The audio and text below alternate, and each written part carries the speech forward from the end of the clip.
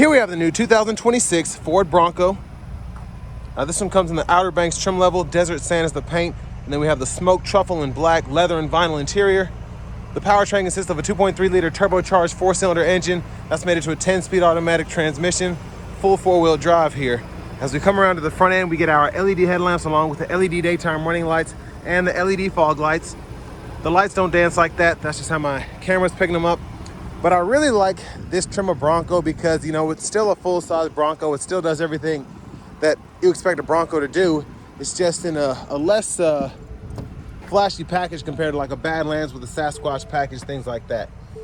Power door lock controls, side pockets there, headlamp controls, electronic parking brake, hood release. I like those pedals. You get a manual tilt telescoping steering wheel. Here's a power driver seat with two-way power lumbar support.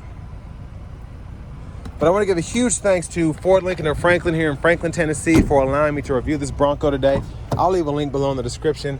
If you're looking to find the best price on one of these closer to home, click that second link down below. It takes just a minute to fill out your information, and I'll make sure the local dealers are fighting to get you the best price on this or whatever new vehicle you might be interested in. Now I have the seat way too far back, and I realized that when I was looking at it, so this isn't really a fair assessment of the legroom. It's a bit better than this. We do get seat back pockets on both sides, which I like. One touch up and down windows for the back.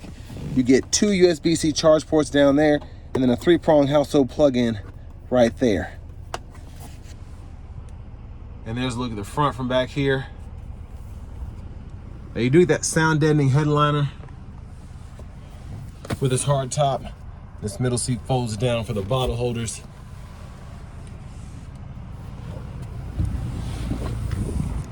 Now your child locks, just stick a key or something right in there, turn it one way or the other. Sorry for the wind noise in advance. Fuel filler there.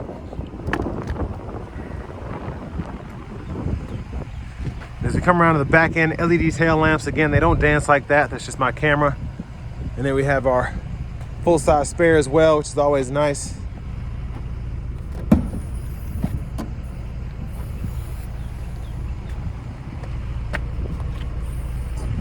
And then here we have the cargo space. Top tethers are integrated on the back of the seats themselves. And then you look under here, your jack is there, and everything you need to kind of take that tire off if you need to. 12 volt right here. And then we have lights on either side. And you have a little bit of storage right there if you want something in the back you don't want it sliding around.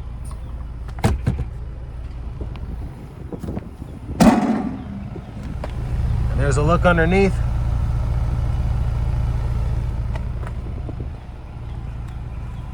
But as we come around to the side here,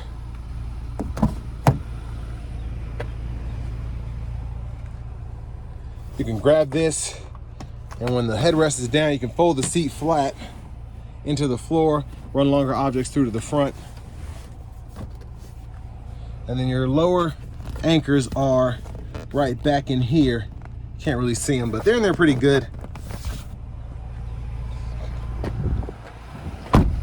Now this tint's pretty dark on the back. I'm just gonna show you the options here, if you can even see that. But sticker price is $53,720. 18 miles per gallon city, 22 highway, 20 combined. And there's the parts content info if you're curious. And then our power front passenger seat with two-way power lumbar support there. A lockable glove compartment.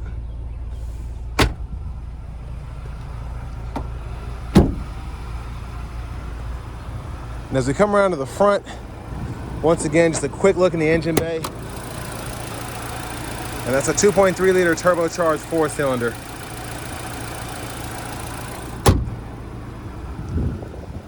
Before we hop in the driver's seat, I'm going to show off the blinkers.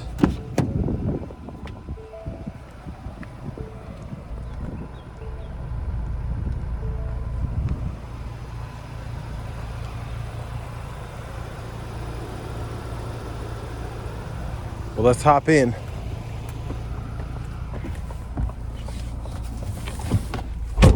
So leather wrap steering wheel here, like the overall design. There's the horn. Now up here you get two USB-C charge ports. You can kind of have the phone sitting here while it's on the charger. I like that. And then we have our trail turn assist there, traction control, and then the hazards. Down here, AM, FM, XM radio, Bluetooth audio.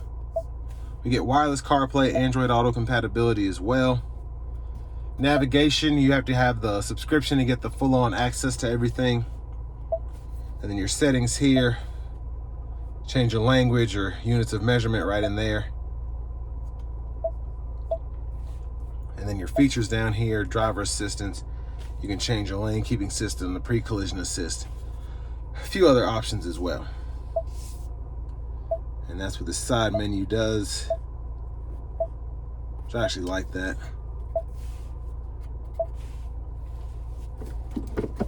Backup cameras here, guidelines follow you as you turn the steering wheel.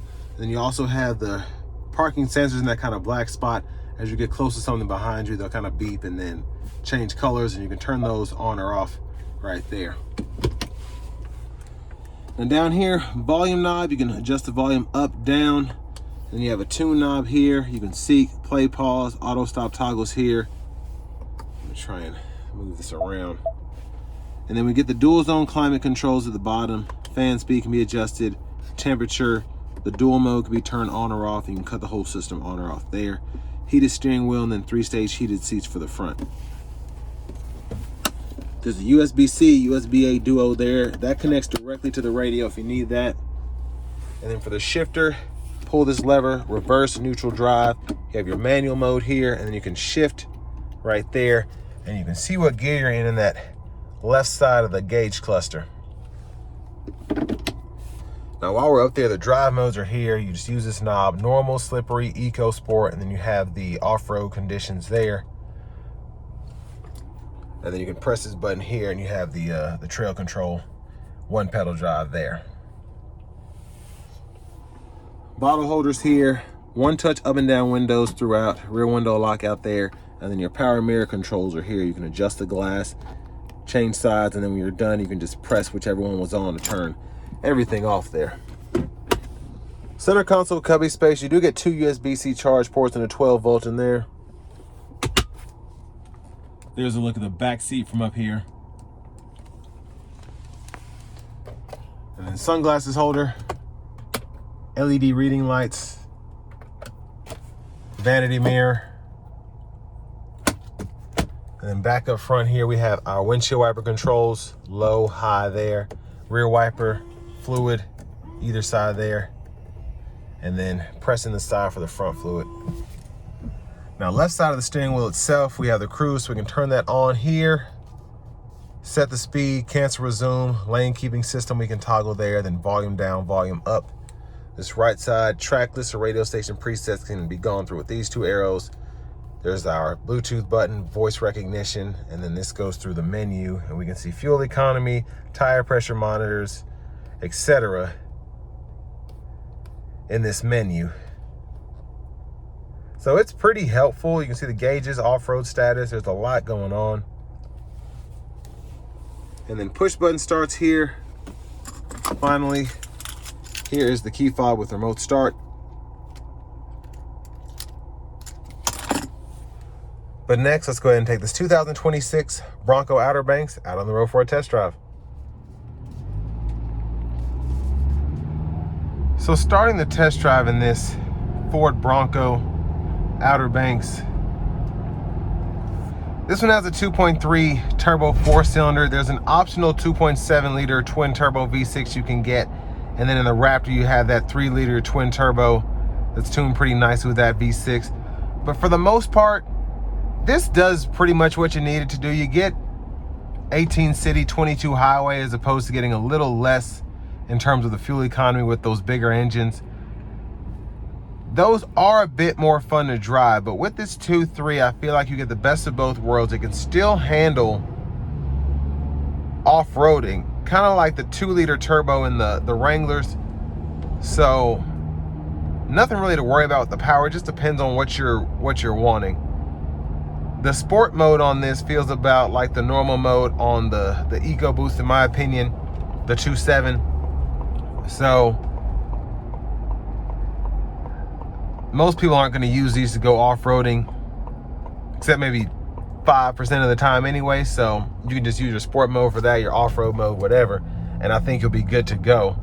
There's a noticeable difference, but the question is, will you miss it if you don't have it? Because this one's stickers at a little under 54 grand, whereas if you load one out in the Badlands trim with the Sasquatch package and all that, you can go upwards of 70. So,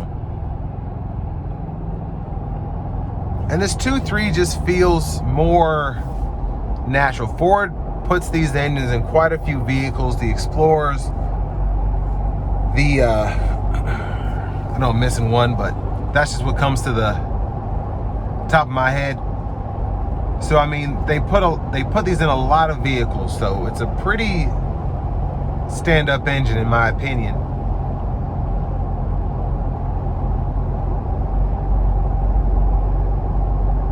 Now this eco mode, I like it, but you know, you can definitely feel the throttle response kind of being limited based on the computers and everything in this drive mode.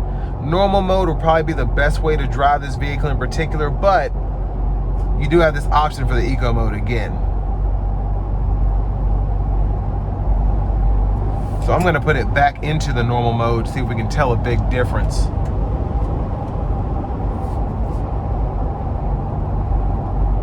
So it feels a bit more peppy, even as I'm coasting here. And it tends to want to downshift, and you can really hear that turbo spool off, as opposed to being in the eco mode when it just kind of just lets you stay in that gear. And these eco modes, a lot of the times they almost feel like a torque converter shutter, but when you get used to them, you realize kind of what's going on.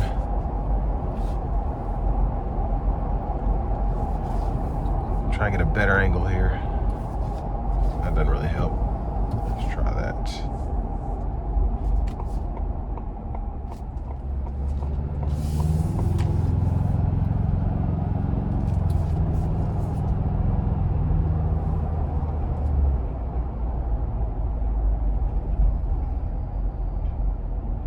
Now the ride quality here, I actually like quite a bit. I drove a Sasquatch package a few cars ago, and that was definitely a bit more rough, but I mean, you have 35-inch tires there. It just has a different stance to it. This is borderline smooth so far in how it's been driving.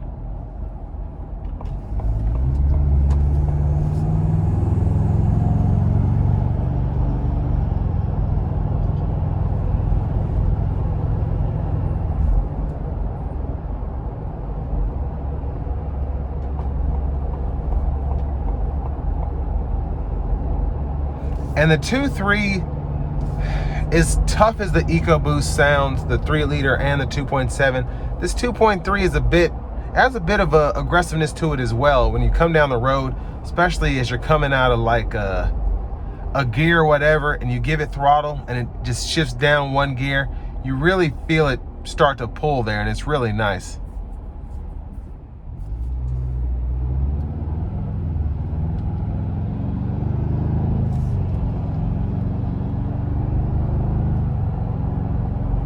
Now this does feel relatively big compared to a Bronco Sport, so if you're comparing this to that, I would go with this personally. The Bronco Sport you can get about 15 grand cheaper, probably in a better trim level and all that. You still get that 4-wheel drive, but you have a turbo 3 as opposed to this 2.3 turbo 4. It just depends on what you're wanting to use. If you only go off-roading a little bit and you're used to a Subaru or something like that, you'll like the Bronco Sport, but if you're used to a Wrangler, you'll probably want something like this.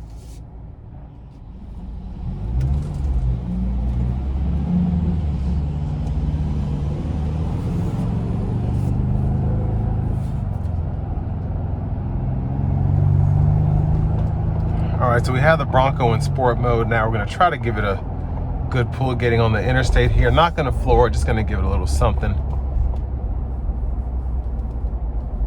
Here we go.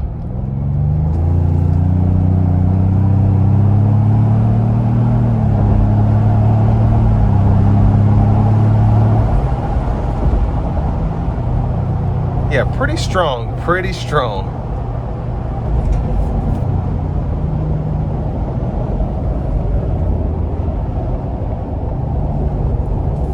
Now, I do want to give one more big thanks to Ford Lincoln of Franklin here in Franklin, Tennessee for allowing me to review this vehicle today. I'll leave a link below in the description. If you're looking to find the best price on one of these closer to home, click that second link down below. It takes just a minute to fill out your information, and I'll make sure the local dealers are fighting to get you the best price on this or whatever new vehicle you might be interested in. Now, the hardtop with the sound deadening headliner, it's nice. It's still what it is, you know. So the soft top's louder, but it's not like this is going to feel like the inside of a typical SUV without removable roof panels. But it certainly helps with the overall experience if you're not wanting to just hear everything outside. But I mean, this is a really good option, I think. This 2.3 liter, it's just fun to drive, especially in the sport mode. It's quick. The turbo does a lot of work to just make it exhilarating. And then the packaging, getting the heated seats, the heated steering wheel here, the optional hardtop, the lane keeping system, the full 4-wheel drive. You get a lot here. And you don't necessarily have to go above $55,000 to get an off-road warrior in this vehicle. And then if you want to add a Sasquatch package, you want to add a twin turbo V6, you can do that. It'll just cost you some money. But again, I really like how this one is equipped. I just think it's a solid option. And I think if you're not wanting to spend too much money going with a Raptor or a Badlands, this is a good middle ground if you don't want to necessarily get something extremely basic. So all that being said, this will bring me to the end of my review of this 2026 Ford Bronco Outer Banks.